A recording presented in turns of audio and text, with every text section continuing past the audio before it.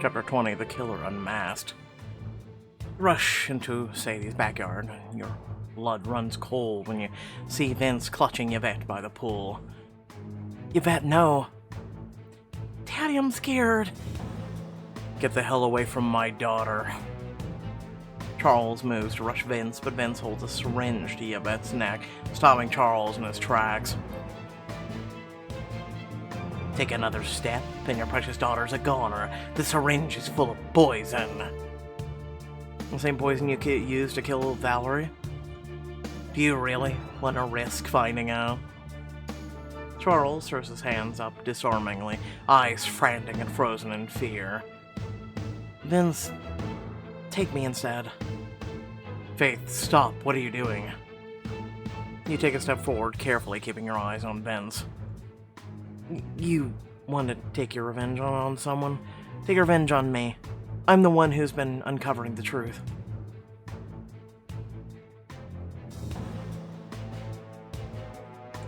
For a moment, you think you're getting through to him, but he brings the syringe closer to her neck. And let you all win after everything I've been through, everything I've done? I don't think so. This isn't about winning, it's about people's lives. If you hurt my daughter over some sick sense of competition, you're nothing but a monster. Monster. Try protector, a champion! The needle grazes Yvette's pulse, making her shiver, but she meets your eyes and gives you the slightest nod as she tips the phone she's holding and hits the record button. Smart girl, this is our chance to record Vince's confession. I have to distract him long enough for Charles to save Yvette. What you'll be is a dead man if you touch a single hair on her head. Relax, Charles. He wouldn't hurt her. Are you crazy? You cut off his protest by subtly squeezing his hand. He locks eyes with you, and then Yvette squeezes back as he picks up on your plan. You'll look at me and you just see this dumb jock. But you have no idea what I'm capable of. Oh, I know. But killing Yvette, it's not your MO. After all, you only kill for Sadie. He looks momentarily stunned that you figured him out, but that shock quickly makes your way to anger. Don't say her name! Vince, the truth is, Sadie, and then you immediately say her name. I wouldn't want you to hurt Yvette. Charles plays along and nods. Sadie's known my daughter since she was a toddler. She cares about her. She taught me how to do my makeup. One person Sadie did make her feelings clear about is Valerie. She hated that frozen-faced old hag. Isn't that why you poisoned her with the foxglove flower? How do you know about that? Let's just say we did some research, plus you left behind your footprint in Marty's flower bed. If you're trying to get me to say I'm sorry, I won't. I did that hag a favor. Death by poison is a lot less gruesome than what I originally planned. Yvette widens her eyes and mouths wordlessly to you. Hurry. The real question is, how you could have administered the poison without Valerie noticing. But I think I know the answer. You poisoned her brooch, didn't you? Vince mockingly claps, his grip ever so slightly loosening on Yvette.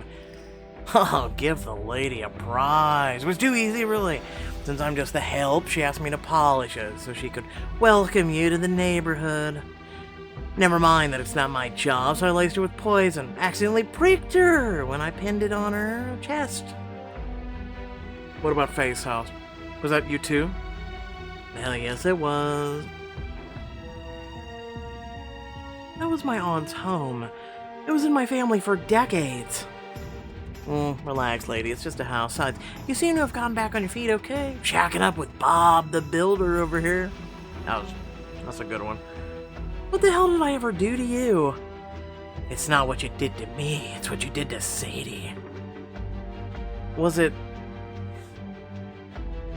because I ran against her for HOA president? You couldn't leave well enough alone. That race was hers to win. So, you're her guardian angel.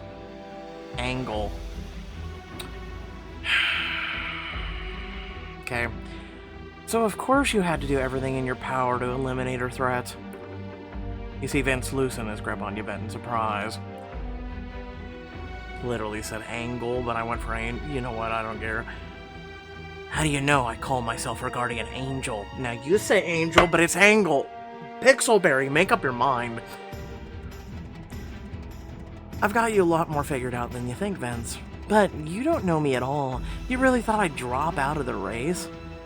He nods, the syringe dropping slightly away from Yvette's neck. And when you didn't, I started planning how to get rid of you for good. But Sadie didn't lose to me. She lost to Allison, and that's when you turned your sights on her. Sadie befriended that double-mint twin and stabbed her in the back. I like his puns. You're right, Allison betrayed Sadie. Real girlfriends don't do that. That's girl code 101. Oh, she was so hurt.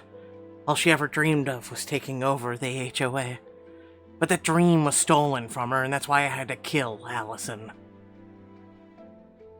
You strangled her with the harp string. What is this, a game of Clue? Yes, you win. Vince killed Allison in the pool with the harp string. What is Patrick going to think of all this? You talked to my stepdad? He emailed me. If he thought you setting up a text app number and his name is to buy an ugly cherub statue for your plastic middle-aged girlfriend was bad, imagine how he's going to feel about murder by harp string. Don't tell him, please. Have you stopped to think about what you've done? You have your whole life ahead of you and you threw it away for a woman who doesn't even love you. Yes, she does! No, then where is she? Shouldn't she be here standing by your side thanking you for what you've done for her? Stop. I can't think straight. Vince's grip on Yvette loosens and he smacks his hand against his forehead in frustration. Three of you lock eyes. Now. Yvette stomps on Vince's foot hard before twisting out of his grip. You little...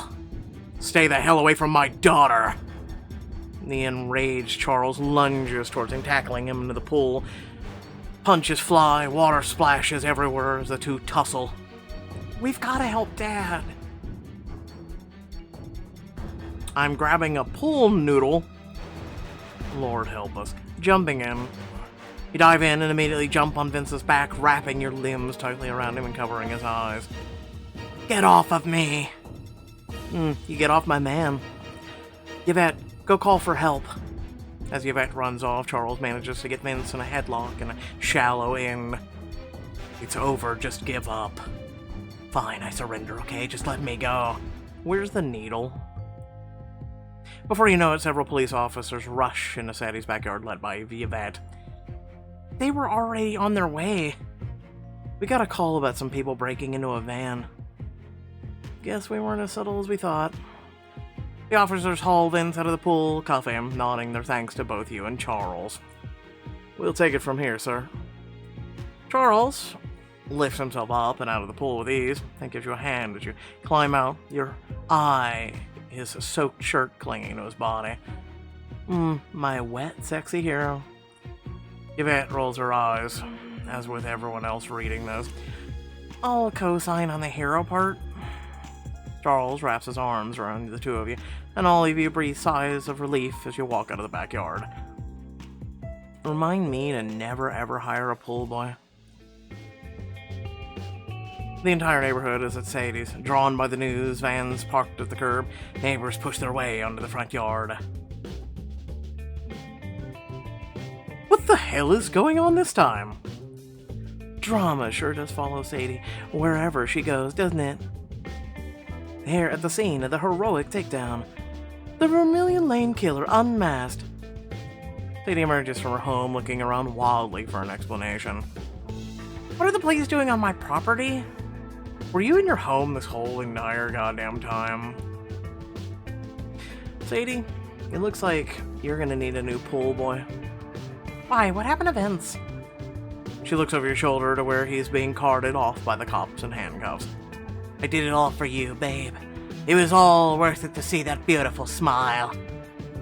By it, he means murdering your competition in the name of love. No, Vince, you couldn't have. Valerie? Allison? Aren't you proud of me? I took care of you. I'm your guardian angel. I just had to.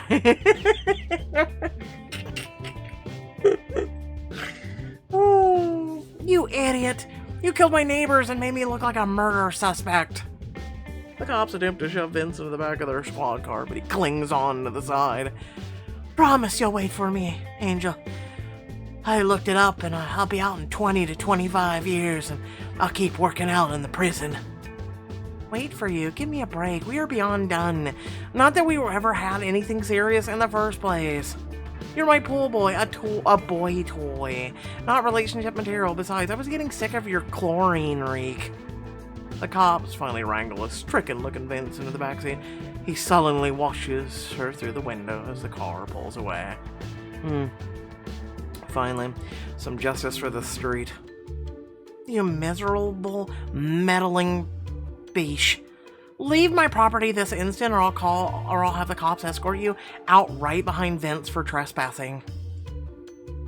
Your neighbors watch with bated breath, and the news reporters point their camera operators towards you to catch the exchange. Make sure we're still rolling on this. This could be my chance to stick it to her once and for all on live TV, no less. I'll air my victory. Hey guys, look, it's about that time Pixelberry quickly wraps up the end of a book really sloppily. You straighten your spine and smile winningly at Sadie. Oh, I'll happily leave your property, but I think you owe me a little something first. Be nice if they optimized their app a little bit better. Oh, really? And what would that be? One of the cameras swings around to recapture your responses. Red light blinking in front of you, the reporter whispers into her mic. We remain here at this scene of a crime where it looks like a showdown of another kind is imminent. How about thanking me for solving the murders of your so-called friends, not to mention saving you from the wrath of your crazy pool boy? Who knows what we would have done to you once he realized you were just using him to satisfy your cougar urges? Gasps ring out among your neighbors, quickly followed by a scandalized and delighted murmurs. Did Faith just say the C word? She's going to blow a gasket. On live TV, I hope so. I'm gonna give you 3 seconds to take that back. Oh. The truth hurts. You wouldn't know truth if it hit you in the face. So you weren't sleeping with your pool boy? A man more than 20 years your junior? 20 years of being generous. The crowd titters as she makes a frustrated admission.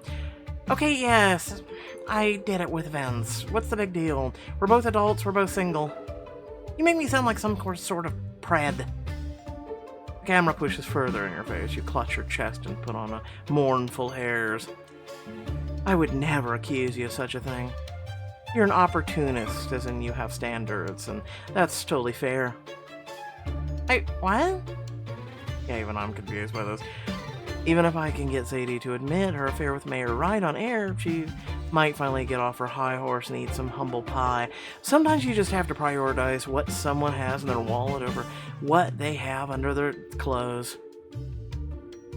What are you getting at? Vince was broke. She stops herself, realizing the admission is less than flattering. One of the news reporters signals to their camera operator. Ma'am, you seem awfully close to this Vince fellow. Can you attest your innocence in the crime? Would you leave already? I can't even think straight with you here. And get the damn camera out of my face. You address your neighbors as she tries to bat away the camera crew. She's proven she doesn't care if her lays are single or married. Vince isn't married. I'm not talking about Vince. She rolls her eyes and instinctively answers. Mayor Wright was in the process of serving Valerie with divorce papers. I saw them. She slaps a hand over her mouth, but it's too late. The neighbors erupt into rolling gasps. Mari and Kelsey said she admitted to the affair after the election fiasco, but I didn't think I'd hear it out of her own mouth. She actually slept with her best friend's husband. And now the entire town knows about it.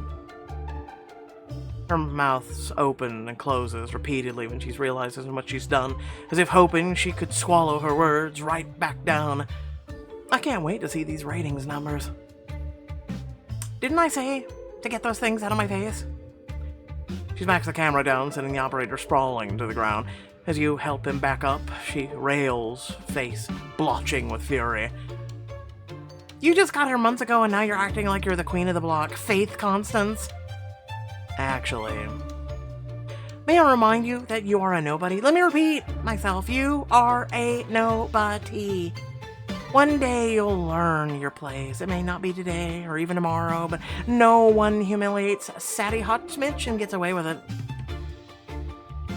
Oh, I already did. I may still be new to the Vermillion Lane in your eyes, but I found my place. I found a man who cares for me. He takes your hand and smiling at you with unbridled affection in his eyes. You sure have. A new friend. Glance over at Yvette, who rolls her eyes but grins. Yeah, I've got your back, millennial. And I've proven to my neighbors that I want the best for everyone. You smile at your neighbors, and though they all smile back, you gain a few noticeable cheers. Up street and down street. You're crazy, Faith Constance, for thinking you could come in here and challenge me. Oh, can it, Sadie? We're all tired of hearing it. I will not. She is a menace. She falsely accused me of murder. She stole one of the few attractive prospects on the street. Sadie, it seems like there's been some miscommunication between us, so let me make this clear, very clear once and for all. With every camera trained on him, Charles addresses her head on, his hand still tight in yours. You never had a chance with me, not in a million years. You and Charles walk out, hand in hand, smiling proudly as she sits down on her porch, gaping like a fish. But... As you leave, the cameras behind, you turn a grin on Charles. I don't care about presidency. I want something much better. He presses a lingering kiss to your cheek, then whispers lovingly in your ear. And I won the best thing of all. You. 2 weeks later, you're getting ready for Vermillion Lane's annual End of the Summer Street Celebration, which you and Charles are hosting. Talk about an eventful summer, and I can't believe it's finally coming to an end. You peer out the window into Charles' backyard, watching the guests happily mingle before smiling to yourself at the sound of approaching footsteps. There you are. When are you coming out? Everyone's looking for their hostess. Charles pulls you in for a sweet kiss, and you playfully bat him away as his hands begin to wander. They call it fashionably late for a reason. Go back to the grill so I can finish getting ready. Fine, but only if I get one more kiss for the road.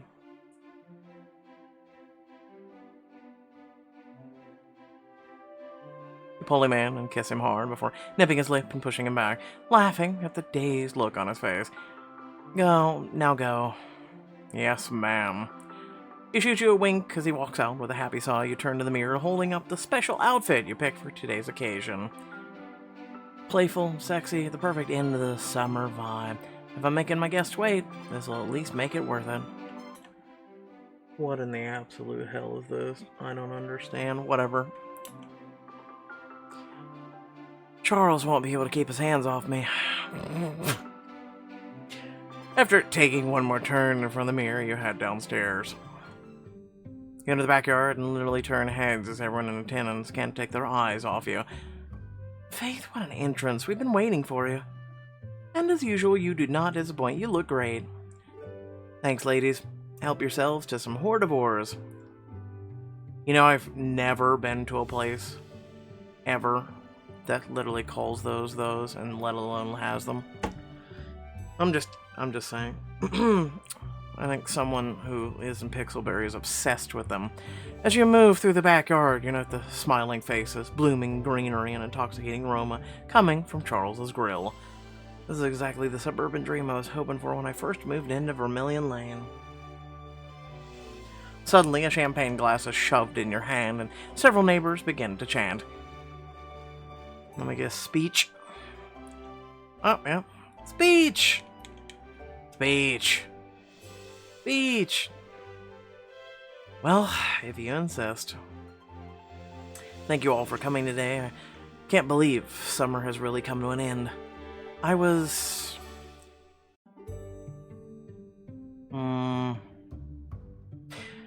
was a summer I don't think any of us want to relive. There was so much unnecessary loss and pain for all of us. Wish Allison were here with us today. But Charles and I invited you here to come together as a community and put the negativity in the past and start anew. Upstreeters and downstreeters mingle with more ease than ever before. Christine refilling Kelsey's glass with sparkling cider. This is the community my Aunt Bella fought for, so let's raise our glasses to the new Vermillion Lane. To the new Vermillion Lane. Charles catches your eye from the grill, raising his glass in a toast, and motions for you to come mingle with the crowd. Do we have to?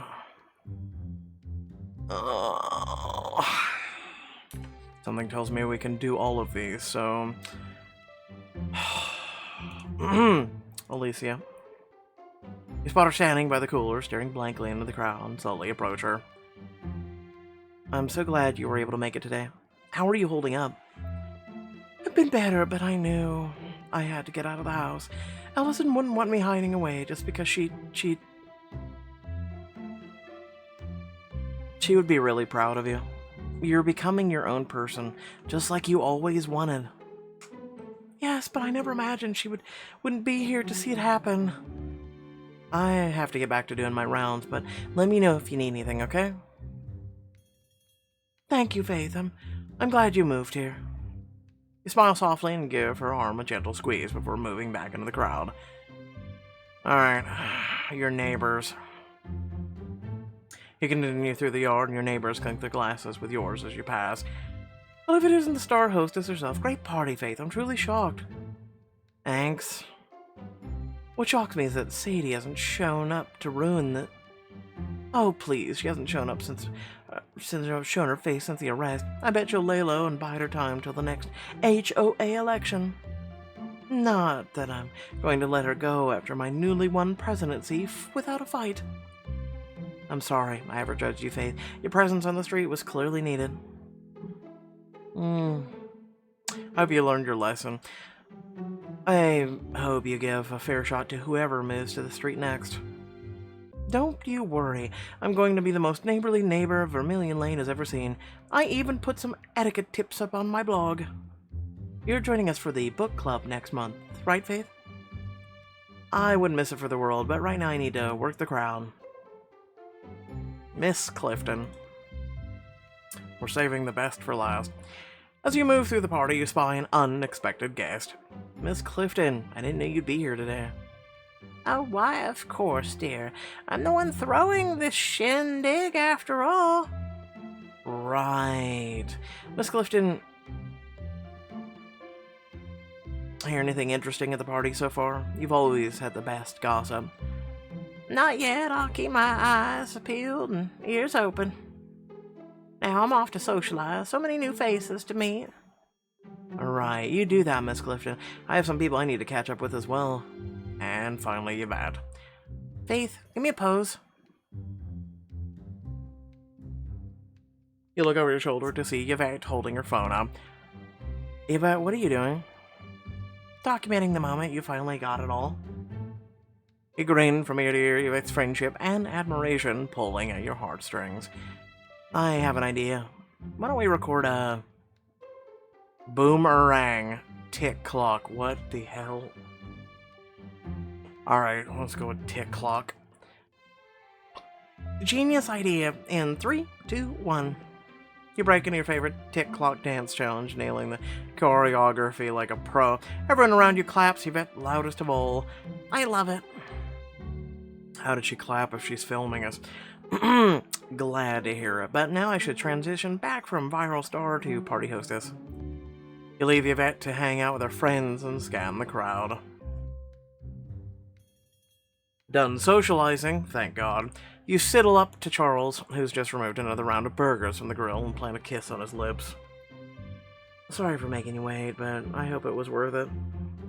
Charles pulls you against him, his hand skimming your side as he whispers in your ear. Beyond worth it. You look so damn sexy right now. Your timing is actually perfect. I had something I wanted to say. Before you can ask, Charles turns to the crowd unexpectedly, clearing his throat to get everyone's attention. Faith gave her speech. Now I have a bit of an announcement of my own. You look at Charles with surprise as the partygoers quiet down, watching with bated breath. Faith, ever since you moved onto the street, you've made me the happiest man alive. And before he proposes. Is he about to look at that. I'm so not ready. Why not? Hope so. As crazy as it sounds, I know Charles is my person for life. But instead of getting down on his knee, Charles takes both of your hands in his, and suddenly everything fades away but him in front of you.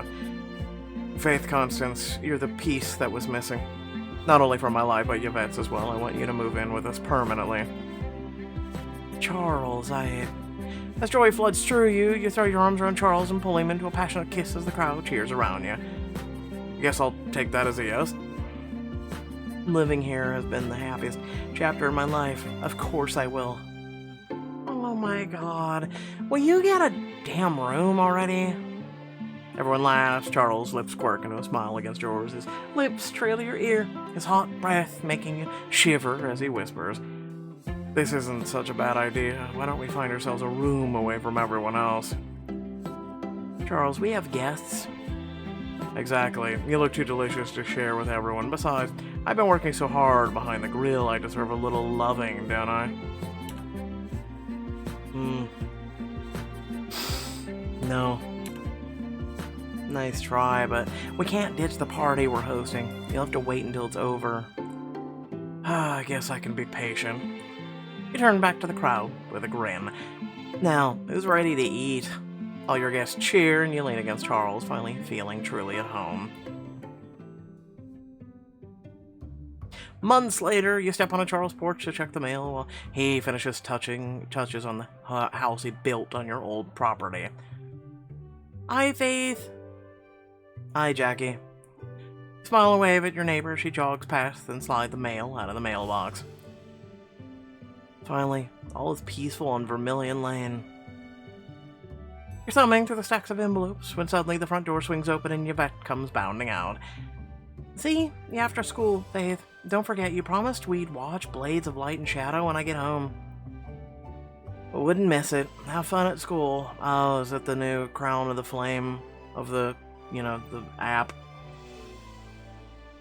As you watch her go, a strong pair of arms wrap around you from behind and Charles presses a lingering kiss to your jawline. The last roof tile is attached. The house is officially market ready. I, on the other hand, am ready to take a shower. Care to join? I can't think of anything I'd like more. As you slip back inside with the man of your dreams, you know in your heart that you found your happily and sexy ever after. Thank you for playing Dirty Little Secrets. We hope you've enjoyed uncovering the secrets and mysteries of Vermillion Lane. Staying curious. That's all I have to say. How do I rate this book? Before I cue our outro.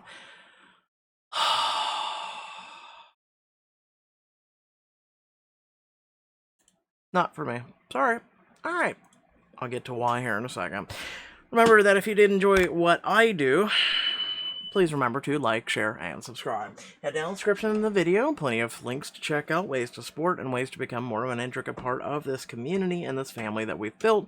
And without further ado, let me get to the following. Thank you all once again for joining me for another book that we've came to a close. Once again, as always, it makes me happy that I'm able to close out another book with each and every one of you listening and watching. With that being said, how do I feel about this book? Why did I vote not for me? I'm gonna be honest with you. It's just one, like I said, hastily hurried final chapter. Oh no, we got the criminal. Look at that, and that's it. That's all. We move on. I predicted about 19 to 20 chapters way back when people asked how long do you think it'll go. Look at that. Lo and behold. I was right yet again. I'm just very underwhelmed with books like this. You know, we spent, I'd say, 1/3 of the book doing Bow Chugga Wow Wow. We spent 1/3 of the book dealing with the crime and drama and all that. and we spent 1/3 of the book doing nonsensical, stupid shit. And then again, when it came to unmasking the person and everything else, it was just so hurried. It all happened in one book in less than like 20, hell, it wasn't even 20 minutes, it was like 2 minutes, 10 minutes for this chapter for reading it out loud. But yeah, no, it just felt like 2 minutes. There's so many other books and series and whatnot that deserve not just better treatment, but also like a book too and whatnot. For instance, Most Wanted, right? The fans have been asking for like 6+ years for Most Wanted. It's literally what made everyone come to this app. It's one of like 3 books that they had at the time, if you all remember that far back. If you were back with me when we first started this. And literally and figuratively, it's what a lot of people have asked for.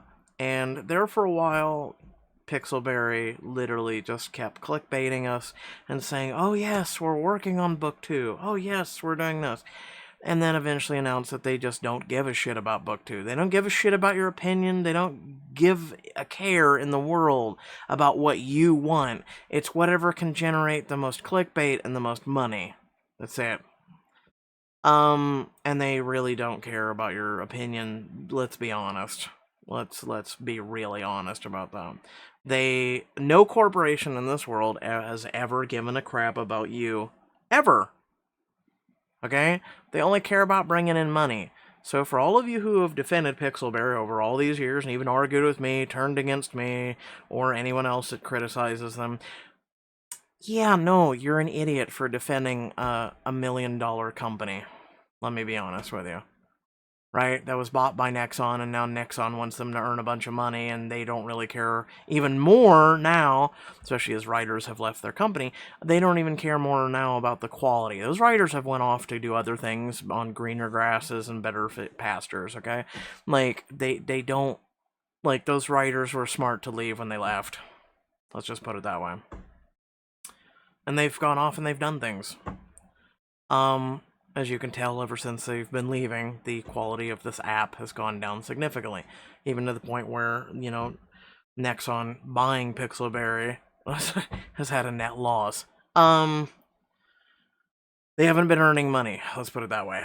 So, that being said, that's it. That's pretty much my gist of it. You know, I keep having faith in this, and I'm going to be honest with you, my faith's down to like 1% in this app, this game that we do. Really, literally and figuratively, the only reason I continue to cover this at this point is for you guys. Right? I love when you guys when you guys enjoy, when you guys actually watch and listen. I love your feedback, I love your comments and things like that. That's literally and figuratively the only reason I still cover choices. Otherwise, I'm gonna be honest with you, if it wasn't for you guys, I would have uninstalled this piece of shit app a long time ago and focused on other games and other apps. I'm literally being that honest. Like, if it wasn't for you and your interest in this stuff, and I continue to put 110% into each chapter, though, and trying to keep you guys entertained, but if it wasn't for you guys, I would have quit this shit a long time ago. I'm gonna be honest with you, at least a year ago. I'm just so disinterested in a lot of this crap anymore. Just boring. It's just, listen, there's chapters, there's Romance Club, there's so many other things out there right now that are so much better. So much better. So... thanks again for watching. Love your beautiful faces. And hey, if you think there's also something else that's out there that's better, I always listen to your feedback, suggestions, and whatnot. So hey, let me know in the comment section below if there's something that you would like me to cover, or at least look into, and let me know, and let you know how I feel. Thanks again for watching. Peace out.